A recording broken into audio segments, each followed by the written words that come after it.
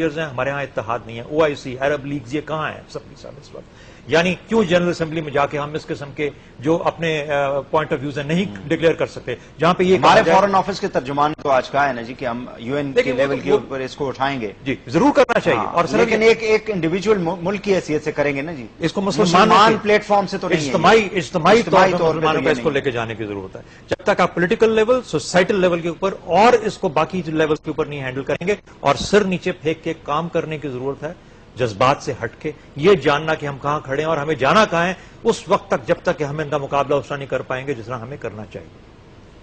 جی زید صاحب دیکھیے ایک بات سنیے، عزت اور غیرت کو منوانے کے لیے ظاہری طور پر دنیا میں بڑے بڑے طاقت اور وسائل کی ضرورت نہیں ہے. جتنے ہم مغرب پہ ڈیپینڈ کرتے ہیں وہ بھی ہم پر ڈیپینڈ کرتے ہیں. ہم آپ کو صرف ایک چھوٹی سی مثال دیتے ہیں. نہیں، لیکن طاقت پہ کیسے ڈیپینڈ ہم آپ کو بتاتے ہیں نا. انڈیا نے جب نیوکلیر پاور حاصل کر لیا تھا 70s میں، تو پاکستان نے یہ ریئلائز کیا کہ یہ آپ کو اپنی ڈیٹرنس کے لیے ضروری ہے. I totally agree with you, ہم اس سے انکار نہیں کر رہے. مطلب آپ گھوڑوں کے اوپر جا کے 52B بامبرز کا مقابلہ تو میرے دوست ہم اپنی بات کر رہے ہیں. اس وقت ہم پر یہ مثال لاگو نہیں ہوتی. ہم اس وقت مسلم دنیا میں سب سے طاقتور ترین مسلمان ملک ہیں. وی آر نیوکلیر پاور، اور نیوکلیر پاور آپ اس لیے طاقت کہہ رہے ہیں کہ آپ کے پاس نیوکلیر پاور ہے. ہم بات کر رہے ہیں، ہم آپ کو مثالیں دے رہے ہیں. ہم آپ کو ان ملکوں کی مثال دے رہے ہیں جو نیوکلیر ویپن سٹیٹ نہیں ہیں. ویتنام کی بات کیجئے، جو کہ امریکہ سے اتنے سال جنگ کرنے کے بعد جب ان میں امن معاہدہ ہوتا ہے، تو امریکی جب ویتنام کا سفیر پہنچتا ہے امریکہ، تو اس کو ایئرپورٹ پر وہ اتنا بے عزت کرتے ہیں کہ اس کی انگلیوں کے نشانات لیتے ہیں، اس کی تصویریں کھینچتے ہیں، بالکل جس طرح کوئی کرمنل پہنچ رہا ہے. ویتنام کا سفیر نے خاموشی سے بے عزتی برداشت کر لیا، لیکن پیغام بھیج دیا پیچھے سائیگون میں، ہوچی مین سٹی میں، کہ جب امریکن سفیر آئے گا اس کے ساتھ بھی کچھ اس طرح کرنا. اس کے ساتھ 100 گنا زیادہ کیا انہوں نے. ویتنام کتنا بڑا ملک ہے امریکہ کے مقابلے میں، لیکن اس کے بعد سے لے کر آج تک کسی ویتنامی کو امریکہ میں ذلیل نہیں کیا گیا. ترکی نیوکلیر پاور نہیں ہے، اسرائیل کے ساتھ اس کے بڑے دفاعی تعلقات اور معاہدے ملٹری ایکسرسائز کرتے ہیں، لیکن جب ڈیووس کی سمٹ پر گئے تو انہوں نے جو فلسطین میں جو کچھ کیا تھا، ترکی کے وزیر اعظم صدر نے ان کو جو ذلت سے ان کو ذلیل کیا اسرائیلیوں کو، اور اٹھ کے باہر آ گئے. کیا فرق پڑ گیا ترکی کو؟ نتیجہ یہ ہوا کہ اسرائیل بھیک مانگتا ہوا واپس ان کے پاس آیا معافیاں مانگتے ہوئے. عزت، غیرت، آنر اور کریج جب یہ آپ دکھاتے ہیں، اور ہمیں تو کوئی دلیل نہیں ہے کہ ہم نہ دکھائیں. We are an Islamic Muslim nuclear power, and by default ہم امت مسلمہ کی قیادت ہمارے پاس ہے. باقی سب ہمارے چھوٹے بچے، ہمیں یہ توقع نہیں کرنی ہے کہ OIC کیا کرے گی. ہم نے یہ سٹیٹس 1980s میں اچیو کر لیا تھا کہ جب ہم نیوکلیر ویپن سٹیٹ بھی نہیں تھے، کہ جب کیسابلانکا میں مسلمان OIC کی کانفرنس ہو رہی تھی جہاں پہ ایران عراق جنگ چل رہی تھی، مصر کو باہر نکال دیا تھا، اس وقت بھی سارے بڑے بڑے مسائل پاکستان حل کر رہا تھا. حتیٰ کہ جب یونائیٹڈ نیشنز میں مسلم دنیا کی نمائندگی کی بات آئی تو پاکستان گیا نمائندگی کرنے کے لیے. تو ہم اس بات کو ایکسپٹ نہیں کر رہے. ہمارے حکمران اس وقت اتنے بے شرم ہیں کہ وہ ایکنالج ہی نہیں کر سکتے اس بات کو کہ امت مسلمہ کی قیادت کا تاج پاکستان میں ہے. لیکن وہی بات ہے کہ چونکہ نہ ویژن ہے، نکاح بلند ہے، نہ سخن دل نواز ہے، جہاں پر سوز ہے، NRO کے مقدمات نپٹانے سے فرصت ملے تو ہائر ویلیوز اور رومانٹسزم کی بات کریں گے لوگ. دا پوائنٹ از کہ اس وقت پاکستان فیس بک کو بند کرنا کیا ایشو ہے؟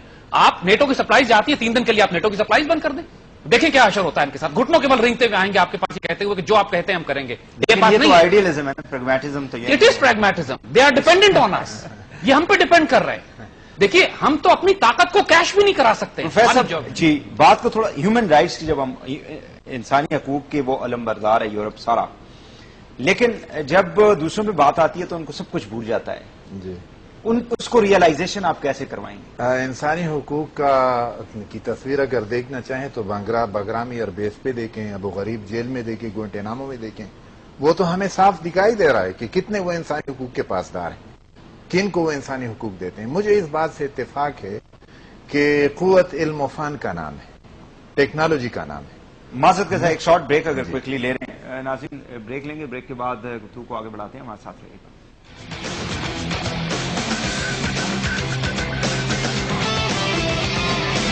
جی پروفیسر، میں عرض کر رہا تھا کہ مجھے اس بات سے اتفاق ہے کہ قوت علم و فن کا نام ہے اور ٹیکنالوجی کا نام ہے، لیکن اس راستے میں رکاوٹ کون ہے؟ 18ویں ترمیم کی روح سے تعلیم کو بنیادی حق قرار دیا گیا ہے. پرنسپلز آف پالیسی کے اندر لکھا ہوا ہے آئین کے اندر کہ سیکنڈری لیول تک فری اینڈ کمپلسری ایجوکیشن یہ اسٹیٹ ریسپانسبلٹی ہے، لیکن اس وقت ویلیو ایڈڈ ٹیکس کے ذریعے سے کاغذ اور قلم پہ بھی ٹیکس لگایا جا رہا ہے، پرائیویٹ اداروں پہ بھی ٹیکس لگایا جا رہا ہے اور وہ عوام کو پے کرنا پڑے گا. یہ خود تو وہ تعلیم دے نہیں سکتے. آپ نیوکلیئر ویپن کی بات کر رہے ہیں، نیوکلیئر ڈیٹرنس کی بات کر رہے ہیں. جس نے ملک کو نیوکلیئر ڈیٹرنس سے آراستہ کیا، اس کے ساتھ کیا حشر ہو رہا ہے، اور جو حشر پرویز مشرف کے دور میں تھا وہی آج بھی جاری ہے۔ ٹیکنالوجی کی بات آپ کر رہے ہیں، اور ٹیکنالوجی کے راستے میں ہمارے اپنے حکمران ہی رکاوٹ ہیں۔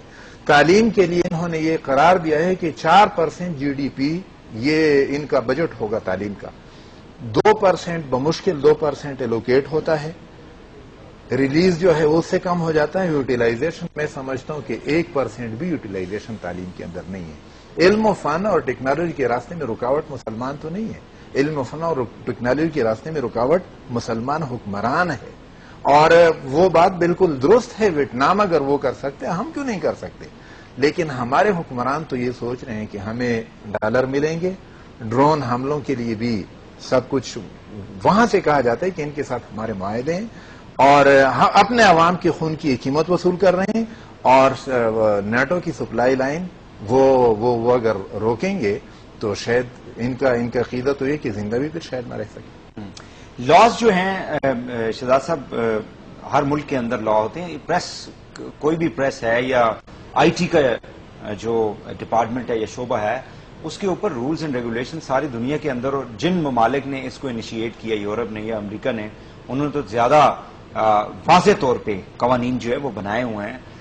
ایسے قوانین نہیں ہیں ان ممالک کے اندر کہ فیس بک جیسے اگر کوئی کسی اس نے ویب سائٹ نے اس طرح کا کوئی حرکت کی ہے تو اس کو وہ قانون کے دائرے کے اندر لائیں، کیونکہ ابھی تک جہاں سے یہ سٹارٹ ہوا ہے وہاں سے کوئی کنڈمنیشن ابھی تک نہیں آئی۔ بالکل یورپ کے ممالک سے کوئی کنڈمنیشن نہیں آئی، سوائے اس کے کہ پاکستان کے اندر جو سویڈش ایمبیسی ہے، آپ نے اس کو اس لیے بند کر دیا کہ اس کے اوپر آ کے نہ کر دیا۔ دیکھیں، اس کے اندر میں 3 آپ کو مختلف مثالیں دینا چاہتا ہوں۔ کوئی بھی بلاگ جب کوئی یہ انٹرنیٹ پہ رن کرتا ہے تو اس کے اوپر وہ جو بلاگ رن کرنے والا ہے وہ بھی ایک قید لگا دیتا ہے کہ اس کے اندر اس قسم کی گفتگو ہوگی اور اس قسم کی گفتگو نہیں ہوگی، یعنی بلاگ رن کرنے والا ایک عام آدمی بھی اپنے قوانین بناتا ہے۔ اب یہ کہنا کہ فیس بک کے اندر یہ قوانین موجود نہیں ہے، جیسا انہوں نے کہا زید صاحب نے کہ جب وہ ہولوکاسٹ کی بات کی جاتی ہے تو اس کو 15 منٹ کے اندر اس صفحے کو ختم کر دیا جاتا ہے، تو یعنی یہ قوانین ایگزسٹ کرتے ہیں، موجود ہیں، اس کو فیڈ کیا گیا یا نہیں کیا گیا۔ دوسری بات میں کہنا چاہتا ہوں، بڑی دیکھیں اس دفعہ یہ ڈبل سٹینڈرڈ بیسیکلی یہ دوہرا معیار ہے امریکہ کا، باہر کے ممالک کا، یورپینز کا، ان کے گورنمنٹس کا، کہ ایک جو مذہب کے ماننے والے ہیں ان کے لیے قوانین مختلف ہیں، جو دوسرے مذہب کے ماننے والے ہیں ان کے لیے قوانین۔ دوسرا آپ کو اگزامپل دیتا ہوں۔ پچھلے دفعہ جب یہ مسئلہ ہوا تو ڈینمارک کے اندر جب یہ کارٹونز کا مسئلہ اٹھا تو اس وقت ظاہر ہے کہ پورے دنیا کے اندر مسلمانوں کے جذبات مشتعل ہوئے اور ایک ایسا ریاکشن گیا جس کے اوپر کہ ڈینمارک کو ڈیفینڈ کرنا پڑا۔ انہوں نے ڈیفینڈ اپنے طور پہ ہی اس کو کیا، لیکن ایک میسج ضرور گیا کہ دنیا بھر کے مسلمان اس قسم کی کسی حرکت کو آئندہ برداشت نہیں کریں گے۔ ابھی تو ایسا نہیں، ایسا دیکھیں یہ تو ابھی ہو رہا ہے نا، اس وقت چیز پاکستان میں ہی زیادہ دکھائی دے رہا ہے، باقی ممالک میں تو ابھی اس مرتبہ انہوں نے کیا کھیل کھیلا، کسی ملک کو سورس نہیں کیا اس چیز کے لیے، انہوں نے فیس بک کو جو کہ گلوبل پلیٹ فارم ہے جہاں پہ یہ آئیڈینٹیفائی کرنا کہ یہ کس لیول سے، کس ملک سے، کس شخص نے اس چیز کو چھیڑا، یہ گند کہاں سے، لیکن دیکھنا یہ ہے کہ ایک کوئی بھی ویب سائٹ ہے اس کو انیشیٹ کسی ملک کا کوئی باشندہ ہی کرے گا نا، اوریجنیٹ تو کہیں سے ہوتا ہے، this is what I am seeing. دیکھیں وہ یعنی ویسے ہی تو نہیں ہو سکتا کہ جس کی آپ آئیڈینٹیفیکیشن جو ہے وہ آپ کے لیے مشکل ہو جائے، لیکن دیکھیں وہ جو دو بچے جنہوں نے فیس بک بنائی وہ غالباً فیس بک کو بیچ کے یا ختم کر کے اب کہیں اور جا کے بس رہے ہیں، اور انہوں نے یہ فیس بک کسی اور کنسورشیم کے ہاتھ میں دے دیا گیا۔ سوال یہ پیدا ہوتا ہے کہ یہ جس کا جو گلوبل لیول ہے، کیا گلوبل پلیٹ فارمز کو، لیولز کو اس طریقے سے ملکوں کے اور مذہبوں کے مذاہب کے خلاف استعمال کیا جائے گا؟ اس کے بارے میں ایک گلوبل لیول کے اوپر، ورلڈ لیول کے اوپر، UN لیول کے اوپر ایک ایسا سین فرانسسکو کی بات کی جا رہی ہے، سین فرانسسکو میں، ٹھیک ہے، جی ہاں، اچھا، ہارورڈ کے یہ اسٹوڈنٹ تھے، یہ دونوں لڑکے مجد بنانے والے۔ جی ہاں۔ تیسری جو میں آپ کو اگزامپل دیتا ہوں، بڑا ریسنٹلی چائنا کے اندر گوگل کے اوپر بین لگا، یعنی گوگل اس وقت ایسا ایک وہ ہے website, global website, جس کے اوپر دنیا کی تمام اس وقت کاروبار بھی چل رہے ہیں اور باقی معاملات چل رہے ہیں۔ کچھ ایسے عوامل تھے اس کے اندر، اس ویب سائٹ پہ آئے جو کہ چین کے مرضی کے خلاف تھے۔